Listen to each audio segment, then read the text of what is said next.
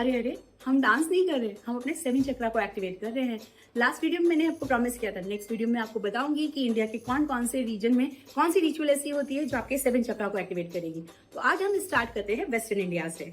Western India में नवरात्रि का माहौल ही अलग होता है। हर घर, हर गली, हर नुक्कड़ पे आपको म्यूजिक ही म्यूजिक मिलेगा। और यहाँ नवरात्रि की शुरुआत होती है घट स्थापना से, और उस घट में डाले जाते हैं 7 प्रकार के डिफरेंट ग्रेन्स जो आपके सेवन चक्रा को रिप्रेजेंट करते हैं। वहीं से आपके मूलाधार चक्र यानी कि रूट चक्रा एक्टिवेशन स्टार्ट हो जाता है। और ये 7 तरीके के जो ग्रेन हैं वो आपके 7 अलग अलग एनर्जी पॉइंट्स को एक्टिवेट करते हैं। इसके बाद आता है गरबा डांस। गरबा डांस जो हमारे इंडिया में सबसे ज्यादा पॉपुलर डांस है। क्यों किया जाता है? इसका जो एक सर्कुलर मूवमेंट है और इस पे जो आपके पैरों की टैपिंग है वो आपके मूलाधार चक्र से लेके यानी रूट चक्र से लेके मणिपुर चक्र तक को वो बैलेंस करती है। लेकिन जब ये स्टेप आप 9 डेज फॉलो करते हैं तो धीरे धीरे वो एनर्जी सारे चक्र को एक्टिवेट करते हुए आपके क्राउन चक्र तक जाती है और क्राउन चक्र को बैलेंस कर देती है। दूसरा डांस फॉर्म है वो है डांडिया, जो हमारे देश में सबसे प्रिय डांस है। और इस डांडिया में होता क्या है, 2 स्टिक जब आपस में टैप करती हैं तो आपकी बॉडी के नाड़ी सिस्टम को बैलेंस करती है। ईड़ा और पिंगला 2 नाड़ियां हैं, जब ये दोनों नाड़ियां बैलेंस हो जाती हैं तो जो आपकी बॉडी से छोटे जो डिसीज होते हैं वो ऑटोमेटिकली निकल जाते हैं।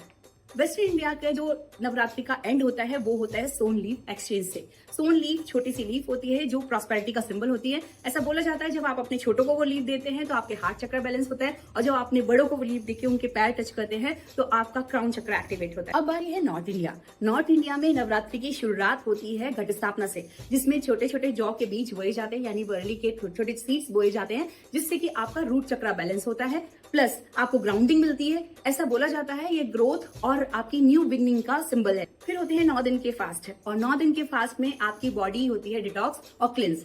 इस 9 दिन के फास्ट में आपकी विल पावर और आपका डिसिप्लिन और इंक्रीज हो जाता है। सप्तशती से लेकर माता का जगराता हुआ, भजन कीर्तन हुए या फिर श्लोकों या मंत्रों का जाप हुआ, सबसे होता है आपके आज्ञा चक्र से लेकर क्राउन चक्र तक का एक्टिवेशन, और आपको मिलती है डिवाइन एनर्जी से एक कनेक्शन।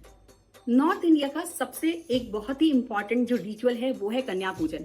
कन्याओं को वहां पर देवी के स्वरूप माना जाता है और उनकी पूजा की जाती है। उनके पैर धोए जाते हैं, उनको खिलाया जाता है। जब आप उनको खिलाते हैं, उनका पूजन करते हैं तो आपका हार्ट चक्र एक्टिवेट होता है, और जब आप उनके फीट को टच करके अपने फोरहेड से लगाते हैं तो आपके आज्ञा चक्र से लेके क्राउन चक्र तक सारा एक्टिवेट हो जाता है। फिर लास्ट डे जो जौ होते हैं उसका जो स्प्राउट निकलता है उसको विक्ट्री का सिंबल माना जाता है, और ऐसा माना जाता है कि उससे आपके आज्ञा चक्र से लेकर क्राउन चक्र तक सब एक्टिवेट हो जाता है। इसी तरीके से छोटी छोटी रिचुअल से आपके 7 चक्र एक्टिवेट हो जाते हैं। नेक्स्ट वीडियो में मैं आपको बताऊंगी कि ईस्ट में कैसे शक्ति उत्सव और साउथ का गोलू पूजा आपके 7 चक्र को एक्टिवेट कर सकता है। तब तक के लिए आप शुभांग को फॉलो करते रहिए। धन्यवाद।